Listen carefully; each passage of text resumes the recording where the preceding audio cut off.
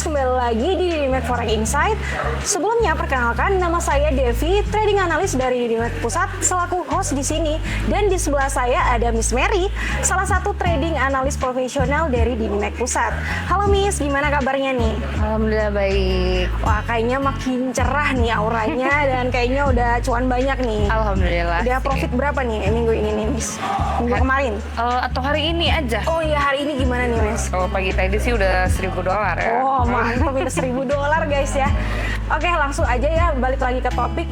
Di video kali ini kita bakal bahas tentang peluang market di pasar forex, yang akan bahas tentang berita ekonomi di minggu ini dan juga strategi apa aja yang bisa digunakan oleh para trader di luar sana.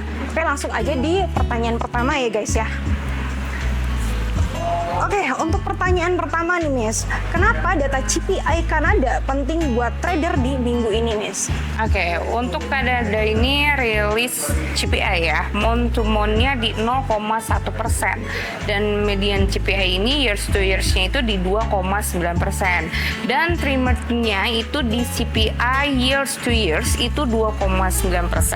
Angka ini menunjukkan inflasi ya yang masih belum turun yang terlalu signifikan. Selama inflasi bertahan di area ini, Bank of Canada ini cenderung menahan suku bunga yang lebih lama. Nah, yang bisa bikin pergerakan CAD ini akan lebih sensitif. Trader juga bisa memanfaatkan momentum ini dengan fokus di CAD USD atau USD CAD. Nah, terutama pada saat data rilis, data lanjutan atau komentar bank sentral. Untuk pertanyaan berikutnya nih, ada Clement Conscience Inggris turun nih. Apakah ini kabar baik untuk GBP atau di pound sterling nih, Miss? Oke, untuk Clement Conscience Inggris ini tercatat di 22,3K ya. Ini lebih rendah dari sebelumnya di 29,0K. Nah, meski membaik, pasar tetap harus waspada karena inflasi di Inggris ini masih relatif tinggi. GBP bisa saja menguat jangka pendek, tapi rawan koreksi. Jadi kebijakan moneter tetap ketat.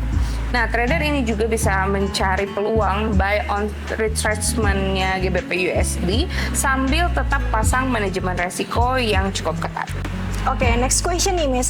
Apa arti flash PMI Jerman dan Eropa bagi Euro nih Miss? Oke, untuk PMI manufacturing Jerman ini di 48,6 dan service-nya itu di 53,0.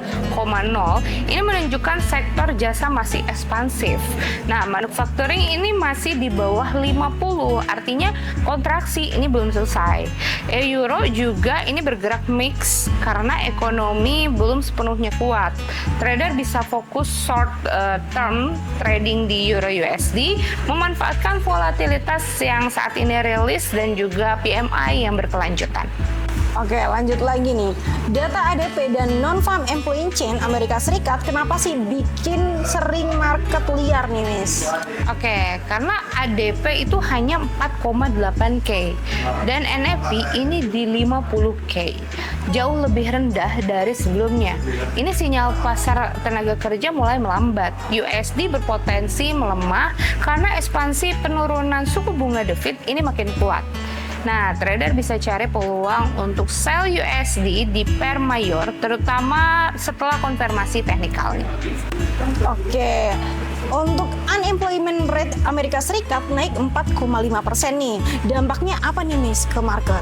Oke, untuk tingkat pengangguran naik ya, dari 4,4% ke 4,5%. Kenaikan ini memperkuat tenda perlambatan ekonomi, dolar Amerika Serikat juga bisa tertekan. Sementara aset safe haven seperti emas berpotensi naik. Nah, trader bisa mempertimbangkan hedging atau verifikasi posisi, bukan all in ke USD. Lanjut lagi nih Miss, CPI Inggris year per year turun 3,5%. Apakah ini sinyal dovish BOE nih Miss? Oke, untuk CPI Inggris turun dari 3,6% ke 3,5%. Nah, inflasi memang turun, tapi masih jauh dari target BOE. Nah, BOE ini cenderung wait and see karena bikin GBP ini bergerak volatil. Trader juga bisa memanfaatkan breakout strategi di GBP persnya saat rilis statement BOE. Lanjut lagi nih Miss, ada GDP quarter per quarter Selandia Baru 0,8. Nah ini menunjukkan apa nih Miss? Oke, untuk GDP Selandia Baru ya, tumbuh di 0,8%. Sebelumnya ini ada di minus 0,9%.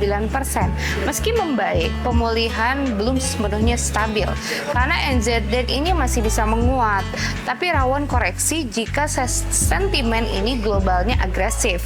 Nah, trader bisa mengambil peluang NZD USD jangka pendek sambil pantau risk manajemennya juga. Nah pertanyaan terakhir nih Miss, keputusan BOJ soal suku bunga kenapa selalu ditunggu trader JPY ini Miss? Oke, untuk BOJ ini masih di kisaran bunga ya, di kurang lebih itu di 0,75%. Ini kebijakan super longgar.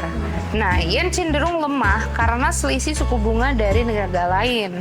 Nah, pair seperti USD JPY ini rentan lonjakan tajam. Saat ada perubahan nada kebijakan, trader disarankan mengurangi lot dan hindari overtrade saat rilis BOJ ini untuk jaga resiko.